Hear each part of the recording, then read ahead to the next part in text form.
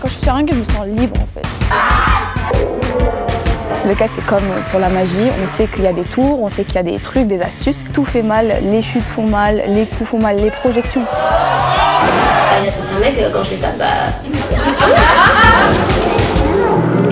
Je m'appelle Amel, j'ai 29 ans et je suis catcheuse professionnelle. Le catch, c'est un sport-spectacle scénarisé. Le mélange de plein de sports de combat différents. Il y a de la lutte, il y a du judo avec les projections, les chutes, etc. MMA. Et il y a tout un aspect spectacle.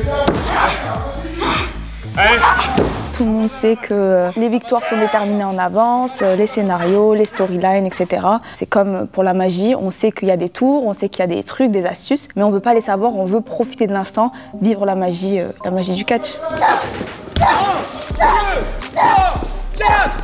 La première fois que j'ai essayé, c'était quand j'étais très jeune, je crois que j'avais 15 ans. Quand on regarde à la télévision, c'est tellement bien fait, c'est tellement fluide, ils prennent des chutes, ils se relèvent.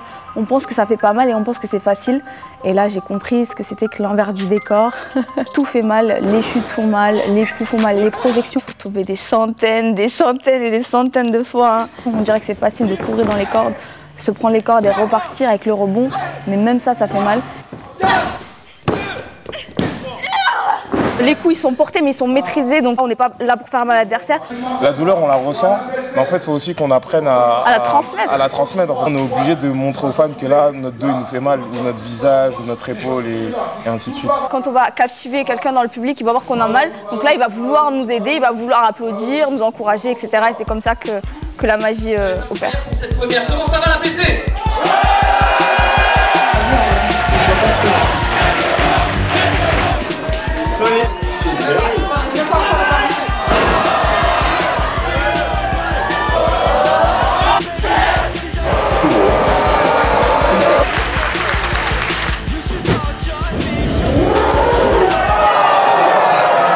En général, sur un show de catch, il n'y a qu'un combat féminin. Là, on a de la chance, il y a 4 catcheuses sur un show, donc on en profite.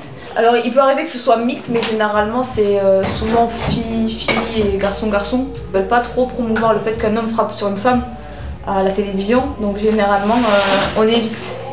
Mais moi, je trouve ça fun, les matchs mixtes. La plupart du temps, quand il y a des matchs intergéniteurs, on utilise la facilité de on va faire un match où ça va être sexiste à mort, ou alors ça va être sexuel à mort, ou alors ça va être les clichés en fait du truc de le mec et la meuf qui se battent. Ouais, t'es un peu forte, donc tu joues son cliché de la routière qui est un peu brute et tout.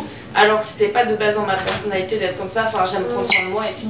Et je voulais surtout pas faire une routière, enfin ça m'intéressait pas quoi. Certaines femmes sont pas forcément prises au sérieux. Moi j'ai le problème inverse, c'est-à-dire que moi je suis toute petite, je suis assez fine et direct on m'a dit en gros t'y arriveras pas quoi. Enfin ouais, c'est pas possible que tu prennes des coups, regarde-toi. T'es catcheuse, ouais, je suis trop fragile. T'es fragile, mais ça, t'es fragile machin, alors qu'en réalité il y a certains mecs quand je les tape ils disent ah oui C'est pas toujours facile. Ça nous mène pas sérieuse quoi. On est là pour travailler comme les autres. Exactement.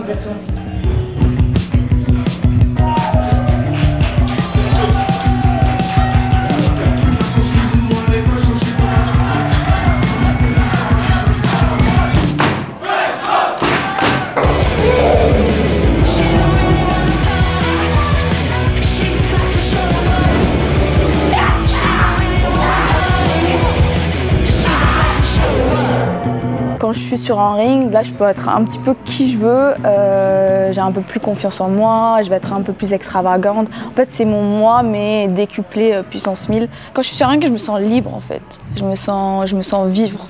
Le catch c'est ma passion.